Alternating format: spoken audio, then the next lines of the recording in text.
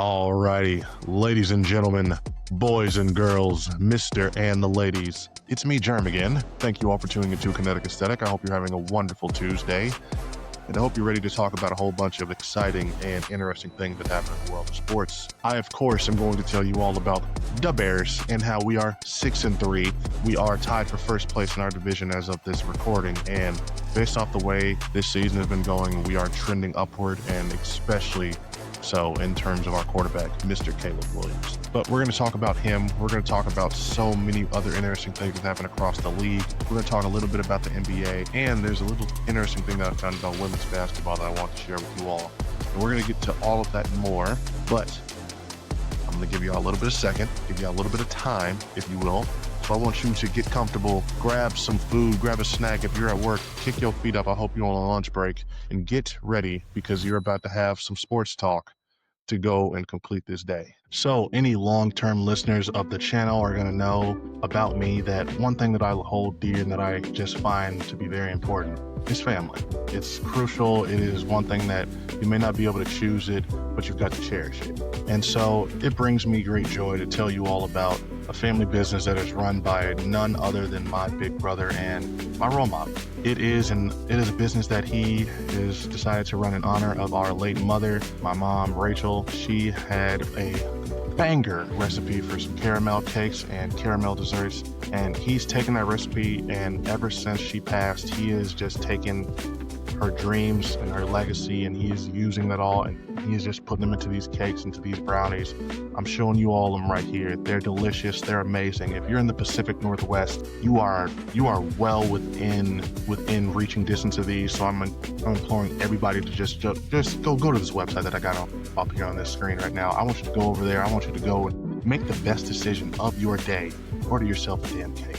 But other than that, I just want to just make sure I shared this business and just shared it with y'all because it's special to me. It's important, and I'm not trying to implore anybody to grab it if you're somebody that loves me or has support for me. But if you want to have some good shit, because trust me, he's going to ship it to you even if you're far away. You are well within your right to treat yourself to some good caramel desserts. So once again, website is on the screen, Mama Rose Caramel. It is a family business run by my brother, and it is something that it is a lot of love, passion, and hard work goes into this. So trust me, if you want to have something good in your life, go and check out Mama Rose Caramel. So number one, you already know, we have to talk about the Bears. We have to talk about them.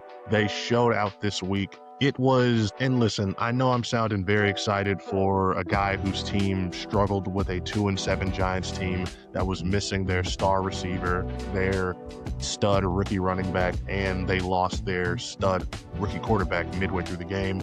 But that is because personally, as I've already told y'all, if you haven't caught up, I'm going to tell you again, I am not necessarily caring about the results this season. If they win the Super Bowl, that's fucking great. I'm ecstatic, but I'm not expecting it. I really was not even walking through the season expecting playoffs. What I wanted was development and progression from Caleb Williams, and that is what I've been seeing. Y'all heard me these last couple of weeks before these last two games. I was complaining. I was starting to doubt and worry. I was really just starting to phone it in and pack it all up in terms of hoping to see what we're seeing. It has not always been pretty. It has not always been stat just there. You haven't been able to see the numbers. But this was a game where even after last week, which was a great game for him, in my opinion, this was his best performance of the entire fucking season. He balled out. His receivers dropped so many passes to where if you would have had a stat line with all of those added on there, he's over 300 yards. We probably had the lead, and things are just going a lot better. But this was a game where he had every reason to phone it in, to start just pouting, to just really just stop giving a fuck, and he did not. He fought the entire time. He gave it his all, and he played like a top 10 quarterback. He played like a top 10 quarterback, especially in that fourth quarter. This wasn't even a game where I really feel like there was in that last game with the 3 touchdowns where it was a complete game for him, except for that second quarter. This one I felt was just all around the whole time. He was good. He was stepping up. He was making throws. They were not getting caught. He made even the first drive or the second drive when he had that throw to DJ in the back end zone. DJ's hurt, so I'm not even going to hold him not being able to hold on against him. But that was on him. That was a good throw. Most of his throws were fucking great. I've never been this just like happy to see my quarterback just doing well and just doing this shit, because that was a game where he put it on his back. The defense was ass. You know, they started out strong, but then they were letting a rookie just come in and make their ass look foolish. He was throwing well, he was slicing and dicing. It was looking like it was going to be rough and bad for us. And Caleb, just the entire time, he just kept us in it. He kept us steady. The drive sometimes were stalling. We weren't necessarily moving the ball the way I would have hoped. But this is the story of this man's career so far. In the fourth quarter, when you need him to be there, and it's not like a Dak Prescott where it's just like garbage time stats. When you need him to start hitting those throws and start making that deep shit happen, he does. And you can't teach that. That is an X factor that is going to lead us to success for a long time if you can keep it up. But yeah, no, it was Penei Sewell is fucking terrible. I will say that. The backup linebacker, that team that is replacing TJ Edwards right now, he's not good.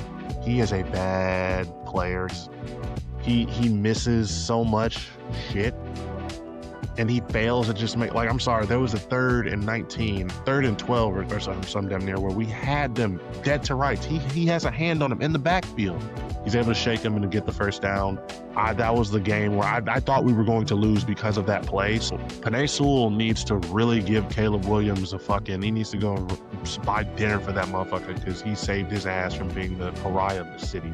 This was, again, a game where everything that needed to go wrong for Caleb did, where it was like, if you want to have a mulligan, if you want to just have a game where you just sort of like, you'll look back on that one and be like, damn, I regret losing it. This was that game for us. Easy team to beat at home. It was quintessential trap game, especially with all of this real tough opponents coming up on our schedule. But again, this team, this season, they're pulling this shit out, and this was the quintessential one. We're going into this stretch of very, very tough games. You got Minnesota, then you got Pittsburgh. Pittsburgh's at home, but still, that's Aaron Rodgers. He is going to be motivated and fired up, especially with the way Pittsburgh has been playing lately.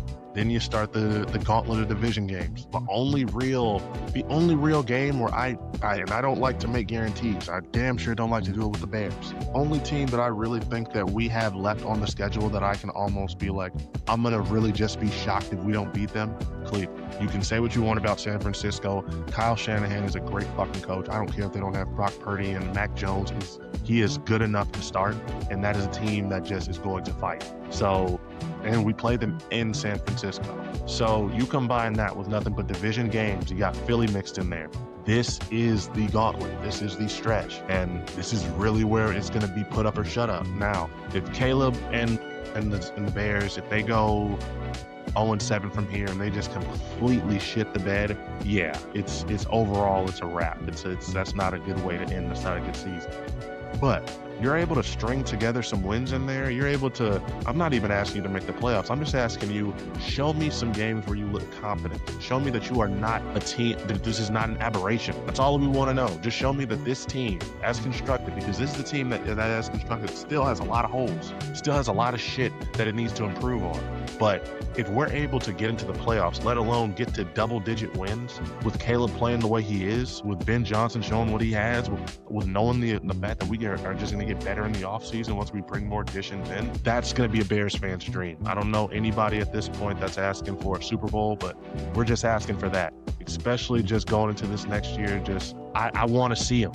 I want to see him get it done. Also, I want to give a big shout out to Darnell Wright. That motherfucker is having an all-pro season. He is playing his ass off. That block he had against, I don't even remember who it was on the Giants. I just know the nigga was trying to go for a spin move, and he just completely just chopped it and shut it down. The nigga tried to spin, ran into him, and it just fell to the ground. Like, we are really starting, and I'm just starting to see it on offense. The players that are great are starting to just stand the fuck out. I'm starting to see, I just see it. Again, I said it a couple episodes ago. This can be a deep playoff run if we start to really just show our stuff and we really start to flex our mic. We get some health going on defense just a little bit. Maybe we can get TJ Edwards in there for the long haul. Jalen Johnson, I don't necessarily know if he's out for the season, Like, he could come back during playoffs, if I'm not mistaken. We didn't necessarily think he was going to be there when he first got injured, but hey, the way shit is playing out, we might need him maybe in January. I think this is a team that nobody's going to want to face. So I'm hyped. I'm hyped. I am ready for the Bears to exert their fucking force on this division, on this conference, because they're in the position. Everybody that I felt like I wanted to lose yesterday lost. Carolina lost. Hopefully Green Bay is going to lose tonight as of this recording. The Monday night game is just literally kicking off. So it's really going to come down to the Bears just not winning every single game. Win enough. You already started 1-0 in November. Coach Ben, he came out and said, I want to go 3-1. That's the goal for November. I think that's their goal for every month. If you can do that, sky is the fucking limit, because there's going to be a lot of tough challenges. But if you can come out of there even 2-2, I think the Bears have to feel really, really good about where they're at. Alrighty. So when first looking at some of the news outside of the Bears, some of the NFL news, leading things off for the week was the Raiders playing the Broncos. This one was a clunker, if there ever was one. Bo Nix is an interesting story this season, but me personally, I am just not a firm believer in the guy. I think that Denver does have an elite defense. They are pretty special on that side of the ball, but Bo Nix is just not there right now. So I don't know what to make of them, at least in terms of their prospects in the playoffs. You have the Colts who are facing the Falcons. They ended up beating them 31-25. This game was a lot closer than it probably should have been, especially considering where the Colts are at and where the Falcons are currently at. When it comes to the Falcons, they're an up and down team, so they're pretty much right where I would expect them to be. When it comes to the Colts, Daniel Jones is starting to concern me. This is the second game in a row where he has pretty much just been turning the ball over willy-nilly. I'm going to talk more about it when we start to talk about the trade deadline and everything that happened, but the Colts are a team that just went all in on this man, and they have pretty much signed themselves up to at least be part of the Daniel Jones roller coaster for this year and the next for sure. Jonathan Taylor can only do so much. It's cute to keep winning regular season games at this point when you have a quarterback who's underperforming. Your running back is just playing as special as he can be. This is an MVP campaign, but I do worry about, like, they can get into the playoffs. They feel like the type of team that's going to run into a buzzsaw, and it doesn't even necessarily have to be a potent one. Vikings were not able to beat the Ravens at home. Ravens continue their win streak. Lamar looked solid. He looked all right. The Ravens they're really looking like I just can't see them. They look like they're the team they're supposed to. And if they are treating every single game like it's a playoff game, then the rest of the league needs to look out. I don't know. This nigga JJ has an alter ego named Nine. He has an alter ego named Nine. This motherfucker is the corniest nigga that I have really just seen in the league since Russell Wilson. And the thing with Russell Wilson, it at least came off as endearing. I feel like a little like, all right, that's just who he is as a person. This just feels like super cringe. Like JJ McCarthy is just literally the definition of cringe when it comes to the way, at least the shit that I've read about him. Like, mine's a little corny.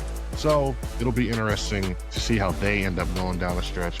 I feel comfortable saying they're the fourth best team. Jets were able to fuck up their draft position even more by getting a win over the Browns, a victory that I bet that they will probably regret months from now when they are wishing they had the #1 overall pick. Yeah, they're just this was a tank ball. This was a tank ball game. Dylan Gabriel isn't it. He should not be starting at this point. You should at least see, and I only say that because you should at least see what Shador has. But yeah, those are both two franchises that I just do not really feel are going anywhere fast. I don't even care if they have all the draft picks. Patriots against Buccaneers, interesting game. Came down to the end. Drake May and them finally beat. This is the toughest opponent that Drake May and the Patriots have had to beat since the season started. So shout out to them. They had to answer some questions, and they did. MVP campaign from both of these guys is still on the menu. It all depends on how everybody finishes. Saints against Panthers. Panthers, again, up and down team. They are where I necessarily think that a lot of people expected the Bears to be. And so I don't necessarily think that they are underperforming, but they're right about where they should be. You've got the Jaguars and Texans up next. Texans win 36-29. Jaguars, I don't know what to make of them. I thought they were a team that was going to end up sort of, coming together. But maybe it's either going to take a little bit longer, or this is the start of a little fall off for them. Shout out to the Texans for winning after CJ was taken out last week with that bad concussion. It's always good when you can come in and get a victory over a division rival, especially when you got the backup quarterback in. Seahawks win 44 against the Arizona Cardinals 22. Not much else to say about this one. They have earned that #1 spot in the power rankings. One of the best defenses in the league. Sam Darnold's playing amazing. ASN's the top 3 receiver this year. What else are you going to do? They're a problem. Nobody's going to want to face them, especially come December. Rams 42, 49ers 26. Again, great quarterback play in this one, just like some of the other games this week. Matt Stafford has thrown 20 touchdowns over the last 6 games, 0 picks. Jonathan Taylor's only real competition for MVP this year is him. It's really, I think at this point, it's just going to come down to if the Colts can get the #1 seed or if the Rams can get the #1 seed. I'm gonna have to give the edge to Jonathan Taylor at the moment just because of the pace he's on. But Matthew Stafford is his only real competition at this point, and I think that it's getting further and further. They're both widening the gap between them and everybody else. Lions are able to win against the Commanders 44-22. This one was a very just quintessential, the better team came in, beat their ass. The Lions have just been doing that a lot this year. They're just a solid team. They're a solid, well-coached team. As much as Ben Johnson leaving might have hurt them, they have been able to overcome it and just get shit done regardless. So they get all the credit. I still think they are the class of the NFC. And shit, they're the reason why I still feel like I'm still thinking wild card. I'm not really even thinking division. Chargers beat that ass on the Steelers, 25-10. It was as nice as it is to see Aaron Rodgers struggle, to see him not look like ass on national television. I do somewhat worry about this game because it does just give me the inkling that when he comes to Soldier Field 2 weeks from now, he's going to be extremely motivated. He's going to want to make sure that he reasserts his dominance. He's going to want somebody to pick on and to beat on. And I think we're definitely a different team led by Caleb. Caleb can do what he can to match him, but that defense might get abused if we don't have some more people healthy. An Aaron Rodgers that is motivated and angry is an Aaron Rodgers that I don't want to have to deal with. So that's going to be an interesting game, but they were able to get their ass whooped by the Chargers tonight. Justin Herbert he's doing it. Everybody's made all those jokes. I came out and I talked about what they look like without Joe Alt. They won without him 3 straight. So shout out to them. And finally, to finish everything off, I am recording this after the game was done. Packers, yes, they did lose 7-10 against the Philadelphia Eagles. This one, not only does it make me happy because the Packers, again, are showing themselves to be a bit of a fraudulent team when it comes to facing actual competition. It just gives me it's something that feels really good about me just feeling like Jordan Love is not as good as Caleb Williams. I don't see him being the guy that's going to make those throws and make those completions they need. If the game is on the line like it was tonight for them, I don't know if Jordan Love is going to be able to get it done. I believe in Caleb too. And I don't know if I've ever been able to say that about a Bears quarterback, especially in comparison to a Packers one, after so many years of dealing with Favre and then Rodgers on the sideline. So this is a moment I'm going to cherish. I'm going to be cherishing this. I can't wait to face Green Bay because, hey, Caleb's undefeated at Lambeau. This is a team that is not the same as it was before. This is a team that's ascending. It's not just Caleb ascending, it's the entire team. So we're starting to get better and we're starting to peak at the right time. Caleb going on this run that he's been on over the past 3 weeks, has been exactly what you want to see, at this point in the season. You like to think that maybe the game is slowing down, maybe things are starting to just sort of become easier. And if that's the case, then the sky is the limit, especially going into January, especially going into football and the cold weather and everything. I think Caleb's a gamer, and that's why I'm starting to really feel like we have a chance against any team in any situation. So the Packers don't scare me. I'm not going to count them out, but I think they really lost the one that they needed to win tonight. I'll just put it that way. Alrighty, so just one thing else that we wanted to talk about before we move on from the NFL. The trade deadline was insane. There was a lot of interesting things that happened. Cowboys, for some reason, despite their record, it was right after they lost Arizona, they decided to just go all in, make a trade for Quinnen Williams and another defensive tackle. So they're beefing up that defensive line. Jerry complained about not being able to stop the run. This is an answer to that. So it might not be something that pays dividends this year, but the Cowboys are definitely putting themselves in position to try to move on from the Micah trade and not end up getting stuck. If you can just build off of what Dak is doing, you've still got CD, you've still got an offensive line with pieces around it.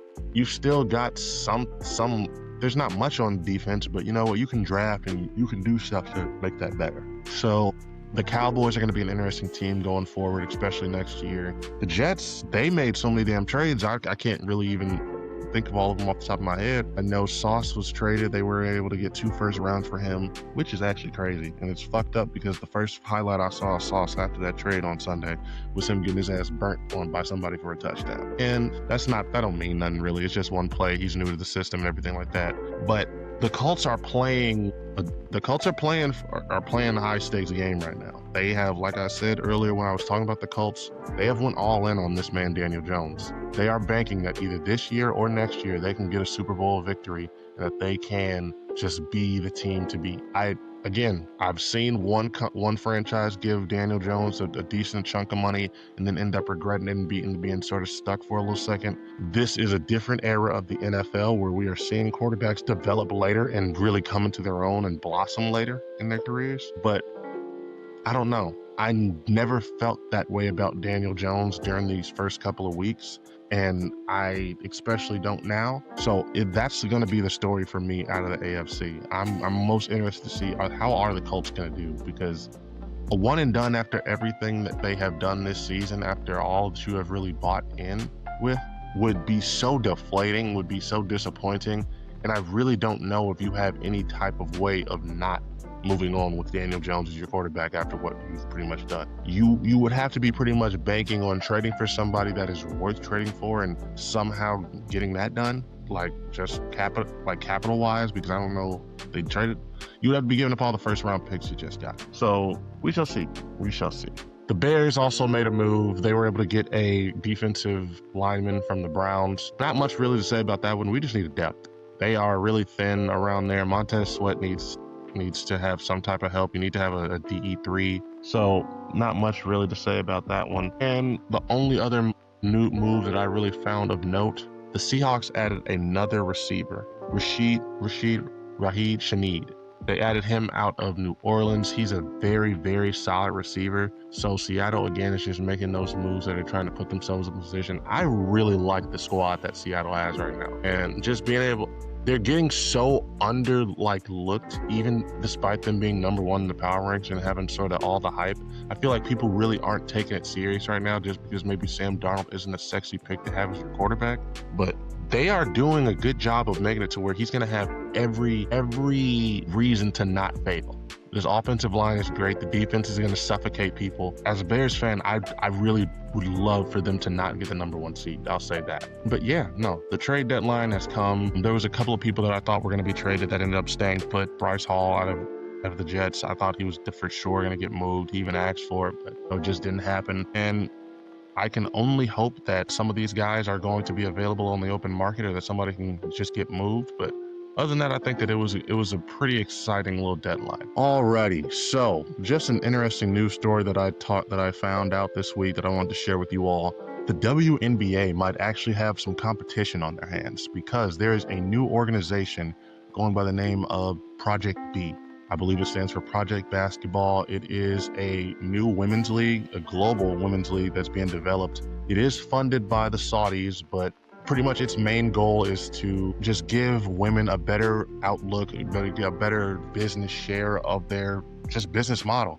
It's trying to just set up something where women are going to be able to get paid 7 figures, real competitive compensation, so that they are no longer just criminally underpaid the way they are. I know some people might feel different, might feel like a type of way about the Saudis being involved and about how that's so hypocritical for any woman that goes and takes that deal. I'm just going to say it right now, personally. I feel like you got to just leave women the fuck alone, especially these basketball players. For these women to be as talented as they are, for the league to be getting the exposure that it does have with like Caitlin Clark and everything like that, for them to be just now getting to a point now where they're able to like speak up enough to try to say like, hey, I want to get paid more, is sad. And I know some people are going to be like, well, maybe you should just try to stick with the league that you have, make it better, establish something so that you can do better for the future and the youth. That is true. I understand where you're coming from, but I just personally think that there's nothing wrong with that with some of these women leaving now. Leave the WNBA if you're not getting paid enough. If you don't fuck with how things are going. Go somewhere where you can get paid millions. Play basketball. Play the sport that you love, and use that money into doing something to change, to like make things better in the future. Because shit, it is unfair. It's not right. Like some of these and I understand the WNBA doesn't necessarily garner the same doesn't necessarily, it just doesn't garner the same attention, the same demand that the NBA or any of these other major men's sports leagues do. But we still can do better. Like we can just do better, and if they can find an avenue to do better, if that involves the Saudis, so be it. No company is special. No company is morally superior. Every damn major American sports league that we have right now is in bed with gambling. They are all sponsored by DraftKings and all this other degenerate shit that is pushing gambling on our kids and just pushing us to give away and like pushing motherfuckers into gambling addiction. Nobody is safe. Nothing is just sacred. Nothing is just better than one. And that's why I'm not bothered by anything that they got going on. It is what it is. I think people have to let these women get their paper. Now, one of the first women that was able to, that has went pretty much viral for going out of there, her name, and I'm trying to make sure I'm going to pronounce this name. Nneka Ogwumike. I might have butchered that. I apologize if I did. She played for Seattle. Her contract was up, and she pretty much is decided that she's going to go try this out. And she's getting paid. She's about to get paid up to like damn near $2 million. And that is way in contrast to what she'd be making in the WNBA. So I don't see no problem with this. It is the type of thing to where it's like, from what I read, they're going to be organizing tournaments in different countries, different continents. So they're not even going to be really in North America. But I think this is a good thing. I think this is okay. This is an example of basketball sort of crossing over into a global sort of stage. And I think that is something that needs to be encouraged. I understand that men's basketball is always going to be dominated by the NBA. I think that is sort of set in stone at this point. But there's nothing wrong with another country, with another group of people trying to be like, you know what? Women's basketball is underutilized. It's underinvested. Let's go put something into that, and let's see if we can get something done, and we can try to give something new and fresh.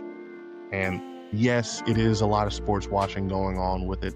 I'm not going to deny that. But you know what?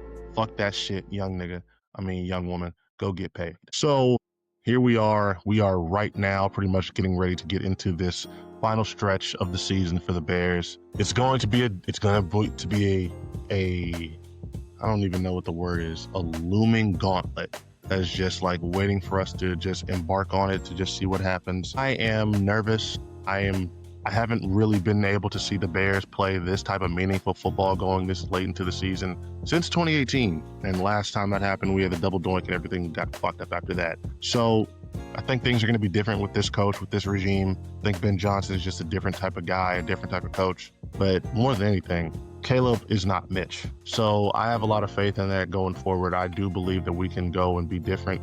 This could be a team that nobody wants to face in January. They just have to go out and play to their full potential. We have the quarterback. We have a decent running back duo. We've got good receivers. Tight end is a good-ass, solid thing for us. Our O-line is top 10. Like, just by all the metrics, they're top 10. Defense is unhealthy. That's the real big knock on them that I would give. And we just have solid coaching. Maybe aside from special teams, but other than that, I really do feel like we have solid coaching around. So I think this is a team that can make a lot of noise, they can be something. I ain't gonna call them what I want them to be, but I believe they can be something, and they can surprise a lot of motherfuckers. But other than that, I really didn't have much else I wanted to say with this episode. Bears have me feeling good. This next stretch of the season is gonna be great. It's gonna be nice to see them against Minnesota this weekend. Across the NFL, this has just been a solid week of football. So I'm excited to see what week 11 is gonna bring. But other than that, this has been your boy Germ. Make sure that you stay in tune with all the things that are happening in the sports world.